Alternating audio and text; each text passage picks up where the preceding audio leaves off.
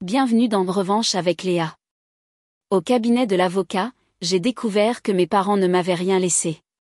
Ma sœur a tout eu. La maison, les actions, la propriété d'été au bord du lac, même la broche émeraude de ma grand-mère. Ils n'avaient même pas l'air honteux. Papa a dit, tu peux gagner ta vie toute seule. Tu es capable. C'est elle l'élu. L'élu. Comme si c'était un concours divin. Et je n'avais même pas passé les auditions. Je m'appelle Léa Dubois. J'ai 30 ans. Et si vous pensez savoir comment cela se termine, restez à l'écoute, car que se passe-t-il lorsque la famille qui vous a élevé comme une guerrière s'attend soudainement à ce que vous vous incliniez?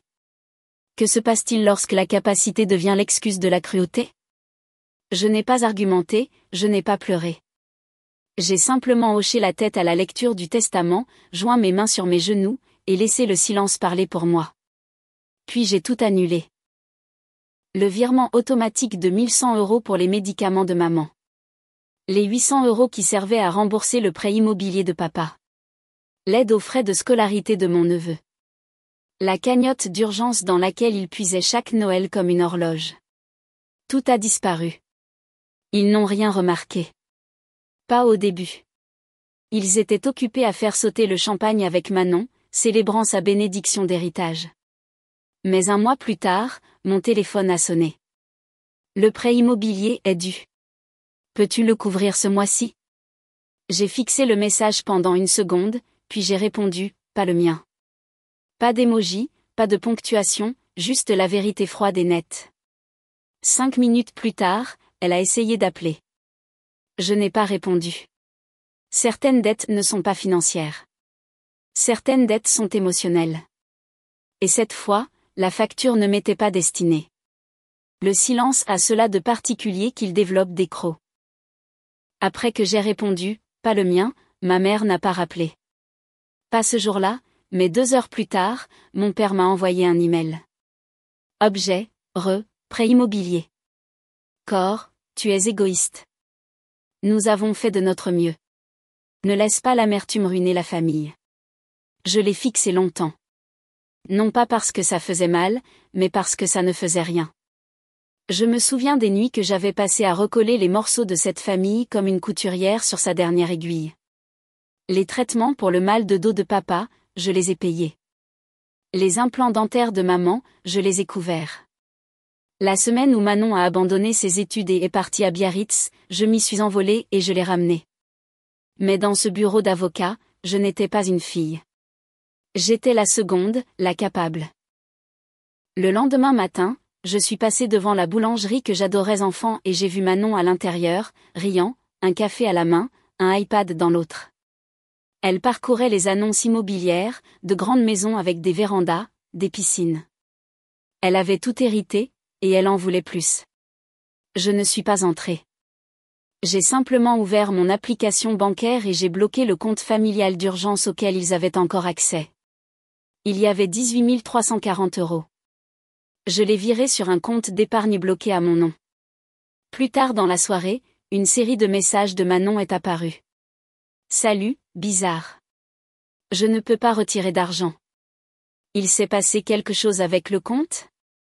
Maman a dit que tu étais vindicative. S'il te plaît, parle-lui.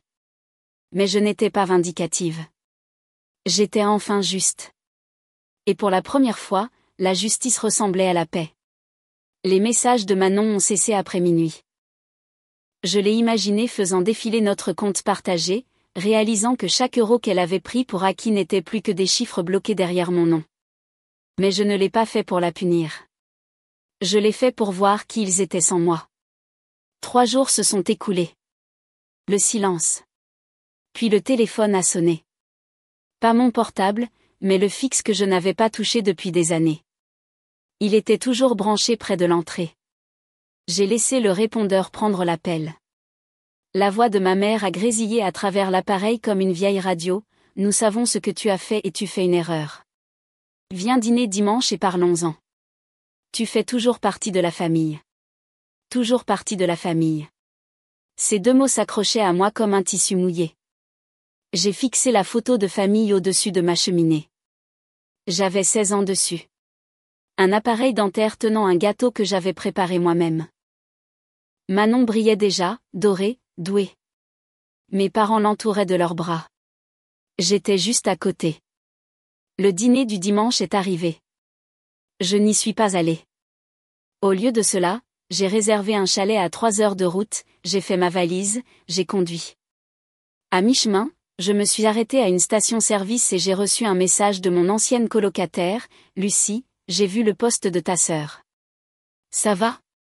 En pièce jointe, une capture d'écran de la story Instagram de Manon. C'était une photo de la maison de mes parents. La légende disait, quand ta famille essaie de te punir mais oublie qu'elle doit encore 1200 € sur la facture de carte de crédit du mois dernier. Oups. Elle m'avait tagué publiquement. C'est là que j'ai souri, car ce qu'elle ignorait, c'est que j'avais déjà fermé cette carte de crédit la veille. Et le créancier, il appelait, mais pas moi. Le lundi matin, leur silence s'est transformé en bruit, appel manqué, numéro bloqué, email avec des objets comme urgent, s'il vous plaît. Nous ne voulions pas dire ça.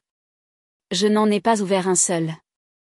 Au lieu de cela, j'ai regardé le solde de leurs anciens comptes conjoints s'épuiser en frais de retard, pénalités d'intérêt et avis de défaut, tout ce qui atterrissait autrefois sur mon bureau. Maintenant, pas mon bureau, pas mon nom, pas mon problème. Mardi soir, alors que j'étais assise sur le porche de mon chalet loué, regardant la pluie ruisseler sur les aiguilles de pin, j'ai reçu un message de mon père, nous avons eu tort. Tu n'es pas seulement capable. Tu es essentiel. Je l'ai fixé. C'était la chose la plus proche d'une excuse que j'ai jamais reçue de sa part. Mais ce n'était pas vraiment une excuse, n'est-ce pas ? C'était du désespoir relooké. Le mercredi, ils ont commencé à apparaître. D'abord, Manon s'est garée devant mon immeuble, faisant semblant d'être simplement dans le quartier. Puis ma mère, faisant la queue derrière moi au supermarché comme si elle n'avait pas conduit 40 minutes pour arriver là. Elle n'a rien dit, s'est contentée de fixer la carte de débit que je sortais de mon portefeuille, celle qu'elle appelait autrefois la nôtre. J'ai dit sans me retourner, tu n'aurais pas dû poster ce toast. Ses lèvres ont tremblé. Ce n'était pas pour te blesser. J'ai ensaché mes courses. Alors peut-être que la prochaine fois, ne me traite pas de roue de secours. La femme derrière nous dans la file s'est agitée maladroitement. Le scanner a bipé. Ma mère ne m'a pas suivi. Elle est restée là, les portes automatiques se refermant entre nous comme un lent rideau final. Et alors qu'elle le faisait, j'ai réalisé quelque chose. Ils ne m'avaient pas seulement sous-estimé. Ils avaient construit leur vie sur la conviction que je ne partirais pas, mais je l'avais fait. Et le silence était enfin le mien. Le vendredi, je savais qu'il n'avait plus d'option. C'est à ce moment-là qu'Étienne s'est présenté à ma porte. Pas avec son assurance habituelle, pas de montre en or, pas de sourire suffisant, juste lui dans un sweat à capuche froissée, serrant un sac de courses comme une offrande de paix. Je ne l'ai pas invité à entrer. Il est resté sur le paillasson, s'agitant maladroitement. On peut parler ? Je me suis appuyée sur le cadre. Ça dépend. C'est à propos de la maison, de la voiture ou du lieu de fête annulé ? Il a ri nerveusement. Tu as fait passer ton message. Je ne faisais pas passer de message, ai-je dit. Je corrigeais simplement une erreur de calcul de longue date. Il a marqué une pause. Ils ont peur. Papa s'inquiète de la saisie immobilière. Maman fait semblant de ne pas pleurer tous les jours. J'ai croisé les bras. Et toi ? Il a baissé les yeux. Je suis en colère, a-t-il admis, contre moi-même. Je pensais qu'ils avaient raison à ton sujet. Ça m'a prise au dépourvu, a-t-il continué, la voix tendue. Mais tu étais là pour eux encore et ils t'ont utilisé comme un distributeur automatique. Je les ai suivis pendant un instant. J'ai revu le frère dont je me souvenais. Pas l'enfant prodige, juste le gamin qui me donnait en douce la moitié de ses bonbons d'Halloween. J'ai laissé le silence s'étirer. Puis j'ai dit doucement, ils nous ont appris que l'un de nous devait perdre pour que l'autre gagne. Ils avaient tort. Il a hoché la tête. Alors, on peut arranger ça ? J'ai jeté un coup d'œil derrière lui vers la rue où la voiture de maman tournait au ralenti. Seulement si tu t'éloignes de leur version de la victoire. Il s'est retourné pour regarder, puis s'est lentement éloigné de la maison, seul. Et pour la première fois, peut-être, ça ressemblait à un début, pas à une trahison. 3 jours se sont écoulés. Étienne n'est pas revenu, mais quelqu'un d'autre l'a fait. Exactement à 9h12 un mercredi nuageux, j'ai ouvert ma porte d'entrée pour voir ma mère debout. Pas avec des courses. Pas avec de la culpabilité, mais avec un presse-papier. Soyons civils, a-t-elle dit sans un bonjour. J'ai apporté des documents légaux. Je me suis écartée, non pas pour la laisser entrer, mais pour m'assurer que les voisins voyaient que ce n'était pas moi qui faisais une scène. Elle a levé le dossier. Une proposition de remboursement, a-t-elle expliqué. Tu récupéreras ton argent progressivement. Nous ne pouvons pas tout faire en même temps. J'ai levé un sourcil. Je n'ai jamais demandé de remboursement. Eh bien, a-t-elle soupiré, les lèvres pincées. Tu as rendu les choses assez difficiles. Tu as coupé les services publics, annulé les réservations pour la collecte de fonds, te es retiré du bail co-signé d'Étienne. Je me suis retiré de vos attentes, ai-je dit froidement. Le reste n'était que des maths. Elle a cligné des yeux. J'ai continué. Vous avez construit un château de cartes avec mon nom en bas. J'ai juste arrêté de le tenir debout. Sa voix a baissé. Tu dois tout à cette famille, a-t-elle sifflé. Tout ce que nous avons fait était pour protéger l'avenir de ton frère. J'ai croisé les bras. Et le mien? Un silence a suivi. Lourd, creux. Puis elle a adouci sa voix, un mouvement de pratique. Nous pouvons prendre un nouveau départ, a-t-elle murmuré. Si tu rentres à la maison. Je l'ai regardé droit dans les yeux. Je suis à la maison, ai-je dit, en montrant le sol sous mes pieds. Celle-ci est la mienne. Payée avec de la vraie sueur, pas des faveurs volées. Elle a laissé le presse-papier sur le porche. Pas d'adieu. En fermant la porte, j'ai remarqué les petits caractères du document. Condition, pas de discussion publique ultérieure des affaires familiales. J'ai souri. Ils n'essayaient pas de me rembourser. Ils essayaient de me faire taire. Le presse-papier est resté sur mon porche pendant 2 jours. Je ne l'ai pas signé. Je ne l'ai pas bougé. J'ai juste laissé la pluie en gondoler les bords. Le vendredi matin, un coursier est arrivé avec une enveloppe, courrier recommandé, signature requise. À l'intérieur, une lettre de leur avocat. Ceci est un avis formel vous demandant de cesser les déclarations publiques concernant les affaires familiales. En échange, le remboursement des fonds commencera immédiatement. Le non-respect peut entraîner des poursuites judiciaires. J'ai éclaté de rire parce que c'était là, sur papier, ce que j'avais toujours su. Il ne se souciait pas de réparer. Il se souciait de contrôler. J'ai glissé la lettre sous un aimant sur mon réfrigérateur, à côté du dessin au crayon de ma nièce. La légende disait en lettres violettes désordonnées, Tatiléa égale héroïne. Puis j'ai ouvert mon ordinateur portable, joint chaque virement bancaire, chaque message, chaque capture d'écran de leur discours d'élu, et j'ai transmis le paquet entier à une amie journaliste d'un journal économique local. Le titre est paru ce soir-là, Fille capable ou banque silencieuse, comment la famille d'une femme l'a utilisée comme bouée de sauvetage financière. Ce n'était pas salace. Ce n'était pas vengeur. C'était juste des faits. Au matin, ma boîte de réception débordait de messages de femmes que je ne connaissais pas. Merci d'avoir raconté cette histoire. C'est aussi ma vie. Je pensais que j'étais seule. Pour une fois, le récit n'était pas le leur. C'était le mien. Et plus ils essayaient de me faire taire de honte, plus ma vérité devenait forte, sans une seule insulte ni menace. Ce soir-là, un SUV noir tournait au ralenti de l'autre côté de la rue. Étienne en est sorti seul. Pas de perles, pas de presse-papier, pas d'avocat, juste un morceau de papier plié dans ses mains. Quand il a atteint mon porche, il me l'a tendu. Un mot manuscrit de 4 mots, j'ai arrêté.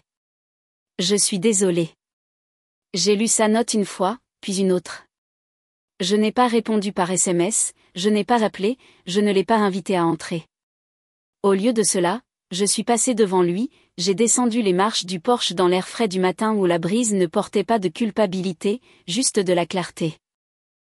Au café du coin, j'ai commandé le même latte que j'avais acheté 1000 fois, mais cette fois, il avait un goût différent, plus léger, comme s'il n'appartenait qu'à moi. Mon téléphone a vibré. Des messages vocaux de maman, des SMS de papa, même un de la cousine qui ne m'avait pas parlé depuis des années. Mais je n'ai pas écouté. Je n'en avais pas besoin car j'avais déjà répondu par le silence, par des limites, par une paix qu'il ne pouvait pas récupérer. J'ai donné le dessin au crayon à une galerie locale qui faisait une exposition sur les femmes méconnues. La légende disait, Tati Léa égale héroïne. Les visiteurs laissaient des post-it à côté, partageant des histoires de leurs propres batailles invisibles. Plus tard cette semaine-là, j'ai signé un bail pour un petit studio d'écriture. Pas un gros achat, juste un espace avec du soleil, des étagères et une serrure dont ils n'avaient pas la clé. Un endroit pour être plus que leur banque, plus que leur roue de secours, juste Léa. Je n'ai pas cherché la vengeance. Je ne les ai pas humiliés en ligne. J'ai fait quelque chose de plus puissant. J'ai cessé d'être utile à des gens qui ne m'aimaient que lorsque cela les arrangeait.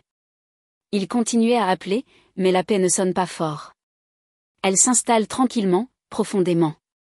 Et en plaçant la dernière lettre de leur avocat, non ouverte, dans la déchiqueteuse, j'ai souri. Certaines choses ne méritent pas d'être lues.